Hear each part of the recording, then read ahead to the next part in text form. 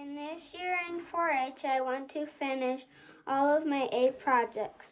To finish all of my projects, I want to work hard and start control and stop my projects and taking one step at a time and one project at a time. I want to have fun at 4-H Friday.